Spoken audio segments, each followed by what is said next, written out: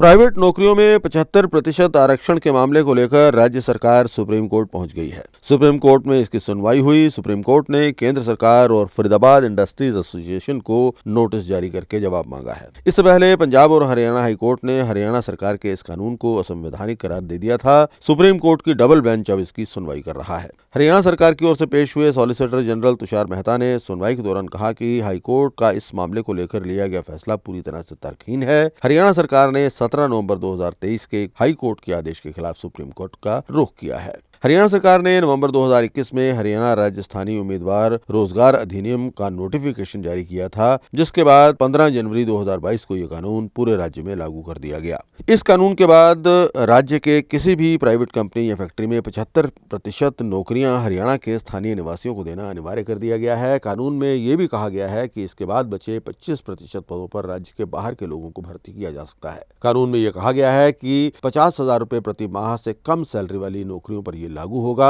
ये कानून उन कंपनियों, ट्रस्ट या फर्म्स पर लागू किया गया है जहां 10 से ज्यादा कर्मचारी हैं। इस कानून के मुताबिक राज्य के सभी कंपनियों को 3 महीने के अंदर सरकार के पोर्टल पर बताना होगा कि उनके यहाँ 50,000 तक का वेतन देने वाले कितने पद हैं और इनमें से कितनों पर हरियाणा के लोग तैनात किए गए हैं। हरियाणा सरकार के कानून के खिलाफ फरीदाबाद इंडस्ट्रीज एसोसिएशन ने पंजाब और हरियाणा हाईकोर्ट में इसे चुनौती दी थी। उन्होंने कानून को चुनौती देते हुए कहा कि उन पर नियुक्ति को लेकर शर्त नहीं लगाई जा सकती। इंडस्ट्री स्किल के आधार पर कर्मचारी नियुक्त करती है। अगर कर्मचारी के सिलेक्शन का अधिकार नहीं होगा तो उद्योग आगे नहीं बढ़ेंगे। उन्होंने ये दलील भी दी थी कि ये कानून शिक्षा और योग्यता के आधार पर देश के किसी भी हिस्से में नौकरी करने के लिए स्वतंत्र युवाओं के संवैधानिक अधिकारों का भी हनन है। यही नहीं, उन्होंने हाईकोर्ट में ये दलील दी थी कि किसी राज्य सरकार को स्थायी निवास के आधार पर इस तरह का कानून बनाने का अधिकार नहीं है। ये केंद्रीय सूची का मामला है, इसलिए केंद्र सरकार ही ऐसा कोई कानून बना सकती है। हाईकोर्ट में हरियाणा सरकार ने दलील दी थी कि इंडस्ट्री को रियायती दर पर जमीन आवंटन के वक्त उनको कहा गया था कि उन्हें 75% नौकरियां स्थानीय लोगों को देनी होंगी।